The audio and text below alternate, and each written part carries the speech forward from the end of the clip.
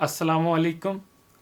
किसी अल्लाह के बंदे ने मोहतरम मोहम्मद अयूब कम्बरानी की सिंधी तहरीर का उर्दू तर्जमा किया है, जिसमें अयूब साहब ने एक सच्चा वाक़या बयान किया है।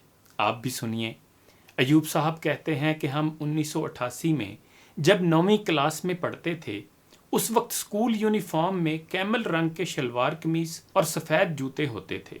हेड मास्टर साहब यूनिफॉर्म के मामले में बहुत सख्ती से पेश आते थे, इसलिए तमाम तलबा यूनिफॉर्म पहन कर आते थे सिवाय 2-1 के जो गरीब होते थे। एक दिन सुबह की असम्बली के दौरान मैट्रिक का तालिब इल्म बैखो मिल बगैर यूनिफॉर्म के असम्बली की कतार में खड़ा था। जैसे ही हेड मास्टर साहब की नज़र उस पर पड़ी, वो बहुत ही गुस्से में बैखो मिल को कॉलर से पकड़कर बाहर ले आए। हेड मास्टर साहब का गुस्सा देखते हुए बैखो मिल जोर जोर से कहने लगा, साईं मेरी बात सुने, मेरी बात सुने, मेरा बाप बासो मिल गरीब आदमी है, वो मुझे कहाँ से यूनिफॉर्म और जूते लेकर दे सकता है। मुझे आप मारे नहीं, मैं कल से स्कूल नहीं आऊँगा। हेडमास्टर उस्ताद गुलाम हैदर खोखर ने उसे छोड़ दिया और स्टेज पर चढ़कर तमाम तलबा से मुखातिब होते हुए कहा कि असम्बली के बाद बैखो मिल हर क्लास में आएगा। आज आपको जो खर्ची या जेब खर्च मिला है वो आप बैखो मिल को दे देना ताकि वो यूनिफॉर्म खरीद सके। अयूब साहब कहते हैं कि मेरे पास हस्बे मामूल 8 आने थे जो मुझे जेब खर्च में मिलते थे। मैंने सोचा आज के दिन समोसा नहीं खाऊंगा, बल्कि वो मैं बैखो मिल को दे दूंगा। क्लास में अभी बैठे ही थे कि क्लास के टीचर उस्ताद फ़कीर मोहम्मद हयात हसबानी क्लास में आ गए। थोड़ी देर बाद बैखो मिल भी उस्ताद से इजाज़त लेकर हमारी क्लास में दाखिल हुआ। उसके हाथ में 1-1 रुपये वाले चंद नोट और कुछ सिक्के थे जो शायद उसने अपनी क्लास से जमा किए थे। उस्ताद फ़कीर मोहम्मद हयात हसबानी बहुत गुस्से में थे। उन्होंने हम सबको मना किया कि कोई भी इसको पैसे नहीं देगा, और बैखो मिल की जानब देखते हुए गुस्से में कहा कि डूब नहीं मरते जो भीख मांगते फिरते हो। क्या अब गुर्बत की आड़ में सारी ज़िंदगी भीख मांगते फिरोगे? वापस हर क्लास में जाओ और जिन जिन से पैसे लिए हैं उनको वापस करके आओ। यूनिफॉर्म की फ़िक्र ना करो, उसका बंदोबस्त मैं कर दूंगा किसी न किसी तरह से। बैखो मिल उस्ताद के कहने पर वापस हर क्लास में गया और सबको उनके पैसे वापस करके आ गया। उस्ताद फ़कीर मोहम्मद हयात हसबानी ने पूछा कि शाम के वक्त कौन सा काम कर सकते हो? बैखो मिल ने जवाब दिया कि मेरा बाप मोची है, मैं बूट पॉलिश करना और जूतों की मरम्मत का काम कर सकता हूँ, मगर मेरे पास सामान खरीदने के पैसे नहीं हैं।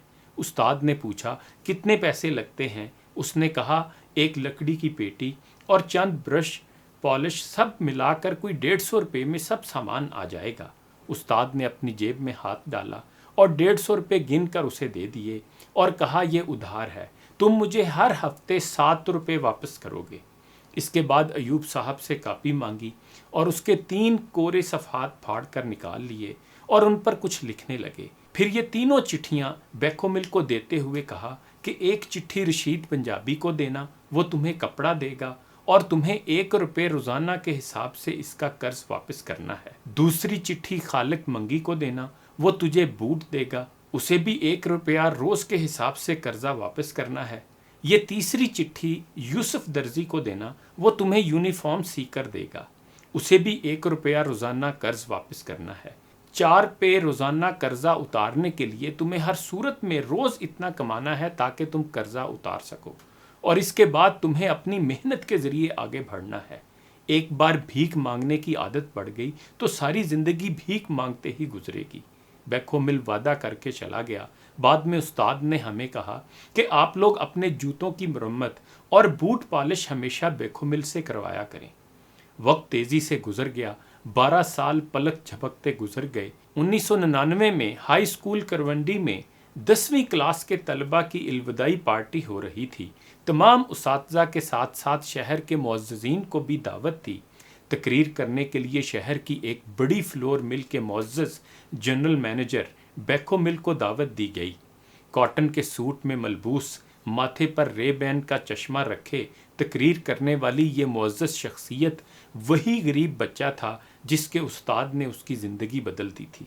वो अपनी तकरीर में 1988 का किस्सा सुनाते हुए ज़ारो कतार रोते हुए स्टेज पर बैठे अपने उस्ताद फ़कीर मोहम्मद हयात हसबानी के پیروں کو چھوتے ہوئے بتا رہا تھا کہ کس طرح ایک کامل استاد نے اسے بھیک مانگنے سے بچایا اور محنت کا سبق دیا۔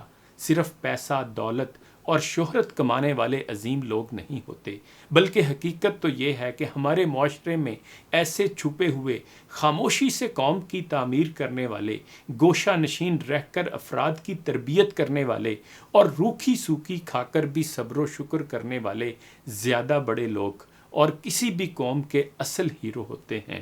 اقبال کے ان اشعار کے ساتھ اجازت لیتا ہوں۔ اگرچہ زر بھی جہاں میں ہے قاضی الحاجات، جو فقر سے ہے میسر تونگری سے نہیں۔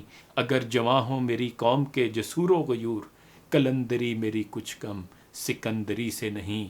سبب کچھ اور ہے تو جس کو خود سمجھتا ہے، زوال بندہ مومن کا بے زری سے نہیں۔ اگر جہاں میں میرا جوہر آشکار ہوا، قلندری سے ہوا ہے تونگری سے نہیں۔